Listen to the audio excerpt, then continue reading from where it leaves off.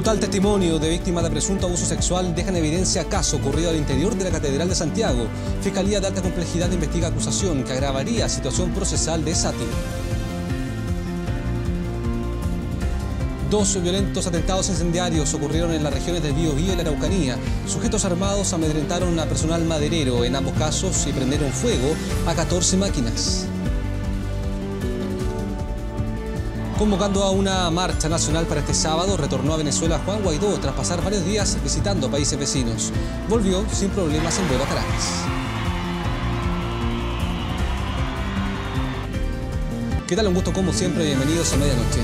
Un hombre adulto en situación de calle que denunció haber sido violado por un sacerdote en la catedral hace 4 años habla con un equipo de informe especial. El reportaje es de Santiago Pavlovich y Danae Fuster. Daniel Rojas Álvarez tiene 43 años y no registra antecedentes penales. Actualmente vive en una plaza santiaguina. Está divorciado y tiene 3 hijos. Dice que su vida tuvo un dramático cambio hace justamente 4 años, cuando pidió ayuda en la catedral para comprar un medicamento para su hija afectada por una infección urinaria. Yo fui violado en la catedral de Santiago.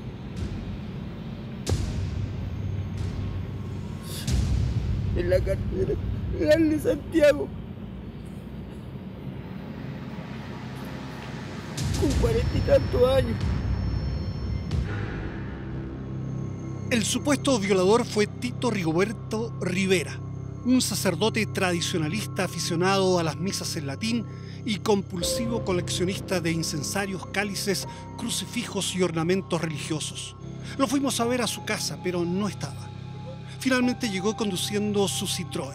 Nos pasó un celular y nos dijo que habláramos con su abogada. Imposible, incluso si usted ve al padrecito, el padrecito no tiene fuerza, no tiene ninguna posibilidad, digamos, de imponerse ante un señor que hoy día tiene 41, 42 años.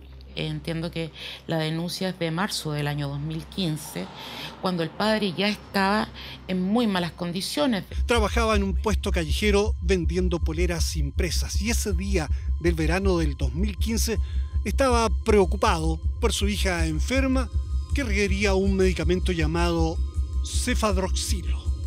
Daniel dice que bebió un vaso de agua que le ofreció el cura, quien luego fue al baño. Mientras esperaba, declara haberse sentido sin fuerzas. ¿Cómo te sentís, guachito? Así, toca con el libro y viene y se saca como una cruz, unos anillos y los deja arriba de la mesa. Empecé a llorar, a desesperarme. Una frustración terrible. ¿Él decía algo? Sí. ¿Qué decía? Estás rico, guachito. Soy mío, ¿te das cuenta? ¿Te gusta esto? Y pasaba la lengua.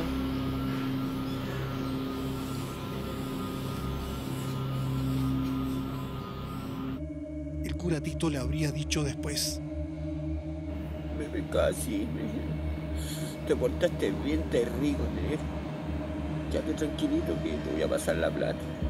No tenés que contarle a nadie en sí. El 18 de marzo del 2018 denunció al padre Tito en la oficina pastoral de denuncias, lo cual dio origen a una investigación previa del sacerdote Francisco Walker. Podría definirse como una persona que ha tenido algunas conductas homosexuales y también heterosexuales, como la gran mayoría de los sacerdotes por lo demás. Daniel Rojas no fue citado por los investigadores que señalaron lo difícil que resultaba ubicarlo, ya que vivía en la calle. Como sentía que no pasaba nada con su denuncia, dice haberse decidido a hablar directamente con el cardenal Ezzati. Y le empiezo a confesar lo que me había pasado en el segundo piso, por qué llegué a ese segundo piso. Le conté lo que le había pasado a mi hija y lo que había hecho el padre Tito Rigoberto Rivera. Y ahí él empieza a decir que lo mismo, que no le cuente a nadie. ¿Dentro del confesionario? Dentro del confesionario. Porque después me lo vuelve a repetir, pero afuera del confesionario. Y me mandó una ayuda. Un billete de 20.000 pesos y un billete de 10.000 pesos. Hoy, La investigación está en manos de la Fiscalía de Alta Complejidad, la que el año pasado incautó la documentación del arzobispado asociado con la denuncia en contra del cura Tito. Tiene algunas complicaciones propias de delitos no denunciados en su momento, digamos, que en consecuencia redundan en un beneficio del imputado que ha estado todo este tiempo sin investigación. Pero gracias a esos allanamientos es que pudimos realizar una investigación, la cual está bastante avanzada, pero no me puedo referir a detalle de la misma por razones obvias, aunque es un caso no formalizado. La abogada del sacerdote duda de la condición mental del denunciante Daniel Rojas. Efectivamente, una persona que se define en situación de calle, indigente, normalmente son personas que tienen varios problemas mentales. Según nuestros antecedentes, el peritaje psicológico que le practicó la PDI observó síntomas ansiosos, depresivos, asociados a su experiencia en la catedral. Declara la PDI que Daniel tiene las competencias necesarias para declarar y se descarta que los signos de daño psicológico respondan a un proceso de simulación con fines gananciales. Yo no busco aquí millones, yo no busco indemnización. Yo lo único que busco es verdad y justicia.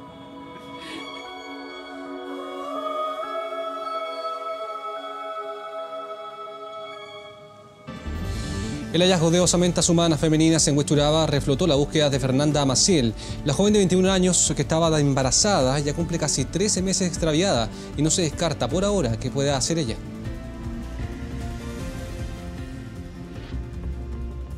Un cráneo y un trozo de fémur, restos óseos que después de 1 año y 1 mes para el Ministerio Público significan esperanza, mientras que para una familia es la posibilidad de confirmar, sin dudas, la peor de las tesis. Se trata de osamentas femeninas, ya no se puede determinar la identidad de las mismas y el resto, digamos, materia de investigación. Hay que hacer todavía varias pericias para determinar algunas cosas. Es que las especulaciones comenzaron de inmediato tras confirmarse el hallazgo la tarde del sábado. Restos humanos dentro de un saco en el canal Santa Clara de Huechuraba. Las miradas apuntaron inevitablemente hacia la desaparición de Fernanda Maciel, idea que creció tras concurrir al lugar de la fiscal del caso.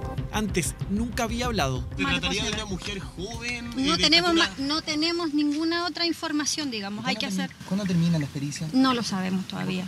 Los peritajes continuaron este lunes, donde sellaron partes de vestimentas. Servicio Médico Legal, Carabineros y PDI trabajando en conjunto en busca del ADN que permita confirmar o refutar que los restos correspondan a Fernanda Maciel.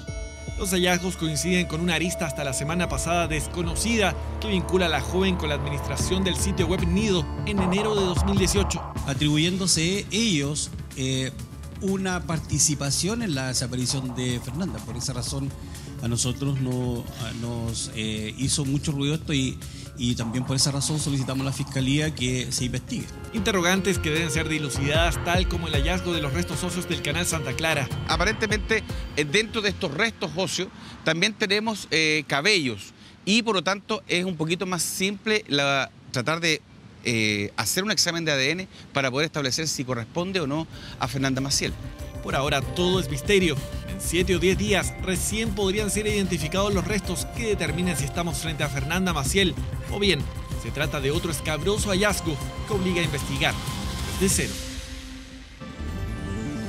Las cámaras de seguridad de una estación de servicio de San Pedro de Atacama registraron las últimas imágenes de Sebastián Leiva, el Cangri, antes de traspasar la frontera con Bolivia.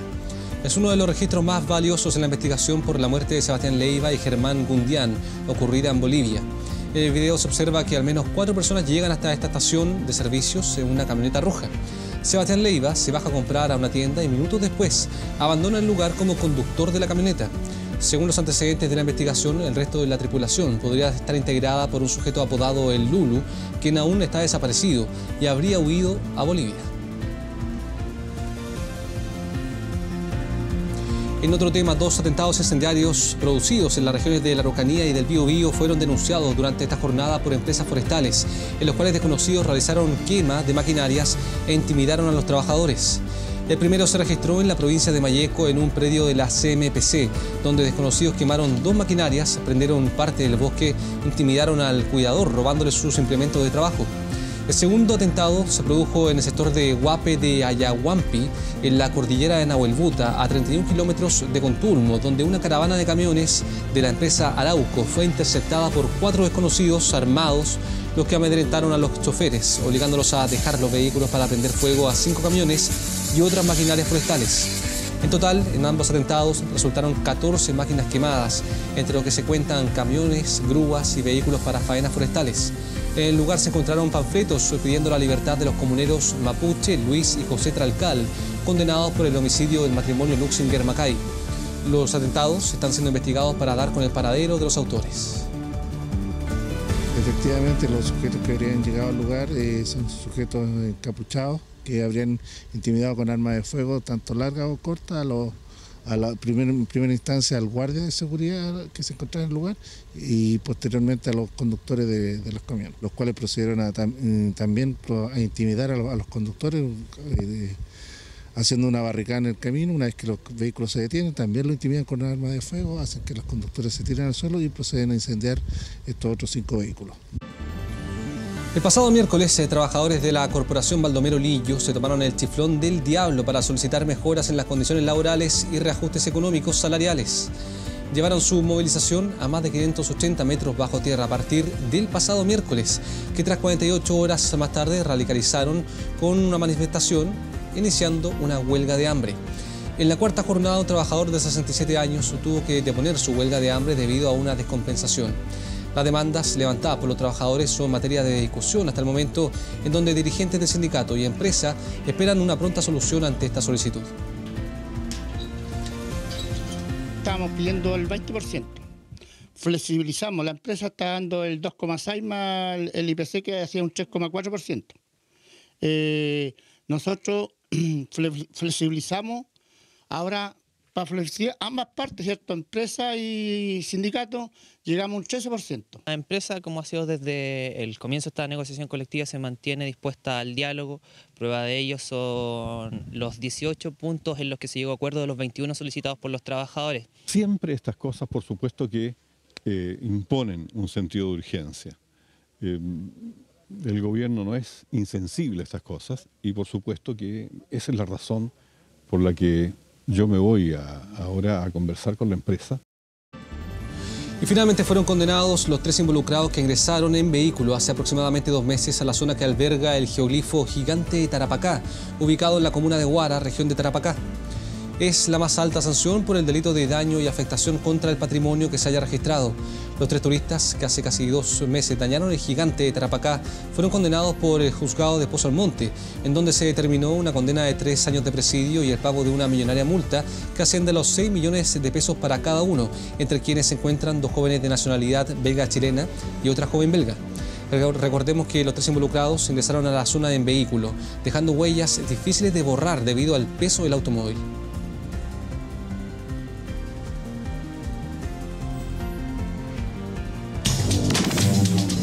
Internacional.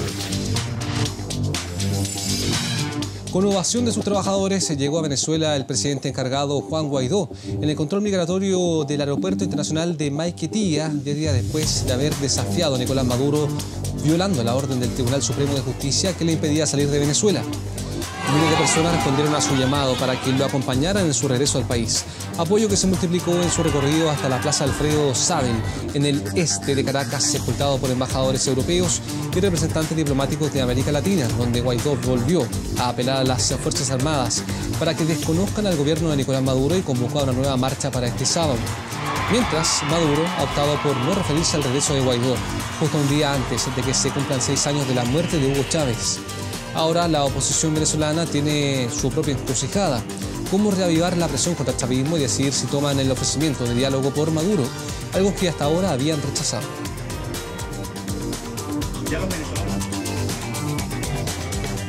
Y por lo menos 2 tornados consecutivos azotaron el estado de Alabama en Estados Unidos, dejando hasta el momento 23 personas muertas. Los equipos de rescate intensificaron este lunes la búsqueda de sobrevivientes de las zonas más afectadas. Las autoridades describieron el daño provocado por los vientos como catastróficos y como uno de los peores que se ha visto en el estado.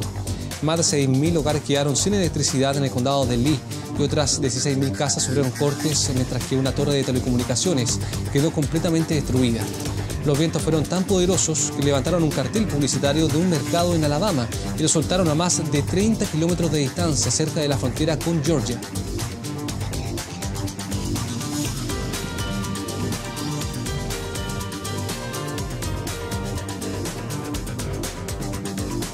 Volvemos a Chile. Otro ex alto mando del ejército fue procesado por la ministra Romy Rutherford.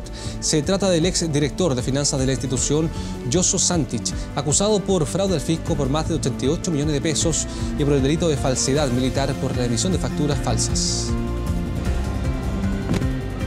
Otro ex alto mando del ejército que cae por fraude a la institución. El turno ahora fue de Joso Santich, ex jefe de finanzas del ejército entre 2010 y 2014. Este lunes procesado por la ministra Romy Rutherford por los delitos de fraude al fisco por más de 88 millones de pesos y falsedad militar por la emisión de 60 facturas falsas. Seguramente Santich leía su procesamiento, el cual se originó por dos aristas, Tecnodata 2 y 3. Ahí se detalla todo un mecanismo para defraudar. Eso porque funcionarios del ejército emitieron 60 facturas falsas a la empresa Tecnodata por la compra de artículos computacionales como cartuchos de tinta y tóners. Sin embargo, esos insumos jamás llegaron a las dependencias del ejército. Una parte del dinero emitido por esas compras falsas se quedaba en manos del proveedor de Tecnodata y el resto era para los uniformados involucrados que recibían el pago en efectivo o especies. Había un germen de organización donde uno mentía y falsificaba la realidad y el otro se beneficiaba. Yo creo que lo que corresponde aquí es sin duda respaldar el gran trabajo judicial que está haciendo la ministra Rutherford, que está develando algo que muchos sospechaban. Joso Santich está recluido en el regimiento de policía militar de Peñalolén, en una cabaña justo al lado del que fuera su comandante y jefe del ejército, el general en retiro Juan Miguel Fuente Alba, procesado por el delito reiterado de malversación de caudales públicos por más de 3.500 millones de pesos. Así Santich pasa a ser uno más de la lista de procesados por la ministra Romy Rutherford, quien podría citar a declarar próximamente a los ex comandantes en jefe del ejército Juan Emilio Cheire y Óscar Izurieta. El subsecretario del Interior, Rodrigo Villa, aseguró que actuó con apego a la ley al adquirir una casa de veraneo que está al interior de una comunidad mapuche. Se trata de una parcela de veraneo de 10.000 metros cuadrados ubicada en la Araucanía, pero no en las denominadas zonas turísticas, sino a 13 kilómetros de Pucón, en Quetroleufu, justo en medio de las tierras mapuche. Una propiedad que el ahora subsecretario del Interior, Rodrigo Villa, compró en 2009 y que, según el reportaje de Interferencia.cl, contravendría la ley indígena. El subsecretario interrumpió sus vacaciones en Escocia para responder a estos cuestionamientos, señalando en un comunicado: he actuado con apego a la ley, a la normativa vigente y cumpliendo los requisitos que ella establece. Según los antecedentes, en noviembre de 2009, el terreno que compró en 10 millones de pesos no pertenecía a la comunidad mapuche, sino a la chilena Guadalupe Moris, quien a su vez lo habría obtenido tras separarse de su esposo, Jorge Painequir, quien sí tenía origen mapuche. El problema es político. El orden público en una región donde tenemos un conflicto justamente de tierras. Que el subsecretario ha actuado conforme a derecho, se ha ajustado estrictamente a la ley y por lo tanto no hay ningún reproche que hacer en cuanto a esa compra. Este asunto fue una compra legal, es una compra entre particulares, que los antecedentes que a nosotros nos llegaron, que fue una subdivisión que se realizó. El gobierno anunció este lunes que dividirá en dos el proyecto de admisión justa. El primero estará enfocado en regular la admisión específica de los colegios de alta exigencia y el segundo buscará reformar el sistema estableciendo como prioridad a los niños del Senado. Apenas comienza el año escolar y el gobierno sacó al pizarrón este lunes la discusión que busca modificar la ley de inclusión escolar a través del proyecto Admisión Justa, el que generó fuerte debate desde el primer día entre oficialismo y oposición, porque pretende restablecer la selección en los colegios de excelencia. Hemos propuesto que vamos a dividir en dos el proyecto. El anuncio este lunes con el que La Moneda confirmó que ahora un primer proyecto se enfocará en regular la admisión a los colegios de alta exigencia desde séptimo básico y que garanticen cupos para al menos el 50% de alumnos vulnerables. Los jóvenes que tienen los méritos, que siempre quisieron llegar a esos liceos, se han sentido discriminados por este sistema y por otro lado, los liceos de alta exigencia tampoco quieren bajar sus niveles de alta exigencia porque es bueno para el sistema público tener estos liceos de alta exigencia con ese proyecto educativo. No piensa lo mismo el investigador Ernesto Treviño, director del Centro de la Universidad Católica para la Transformación Educativa. Dejar que las escuelas impongan requisitos o formas de admisión nos podría llevar a la situación que teníamos anteriormente y que claramente toda la investigación nos demuestra que era muy discriminatoria para con los niños, particularmente los niños más vulnerables de este país, independientemente, por cierto, de su rendimiento académico. Con el anuncio de la moneda será una segunda iniciativa la que en paralelo buscará reformar el sistema de admisión, estableciendo como prioridades a los niños del Sename y luego a aquellos con necesidades educativas especiales. Desgraciadamente en la tómbola quedaban siempre al final de la fila y que gracias a esta reforma de ponerlos a ellos como prioridad van a ser las familias de ellos, de los padres, las madres, de los niños con síndrome de Down y con autismo, quienes van a poder tener la primera elección. Hay que preguntarse qué va a pasar con el resto, el 88-90% de la población que no se va a ver beneficiada por esto.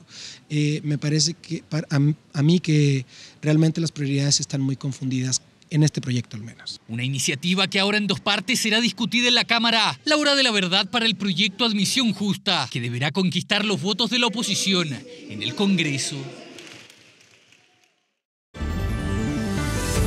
Con gran éxito debutó este lunes la nueva teleserie Amar a Morir, protagonizada por Antonia Segers y Felipe Brown. Los actores se reunieron en el auditorio de TVN a seguir el primer capítulo de la nueva apuesta de TVN que aborda el tema de la lucha contra el cáncer y cómo el amor es capaz de dar esperanzas. Carolina Regui, Francisco Reyes, Bastián Bodenhofer, Jimena Rivas, junto al resto del elenco vibraron con el auspicioso estreno de esta nueva serie que irá a diario después del programa Rojo.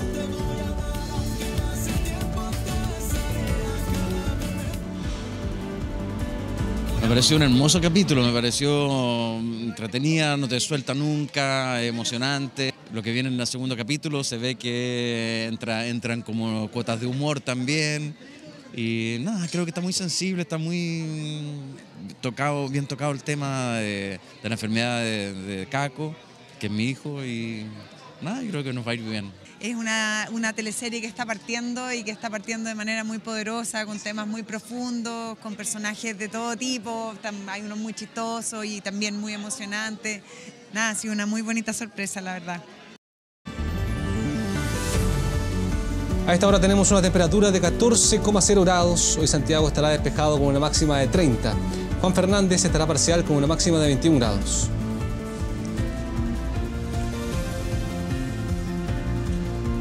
Un gusto como siempre, que estén muy bien, los esperamos en Canal 24 Horas.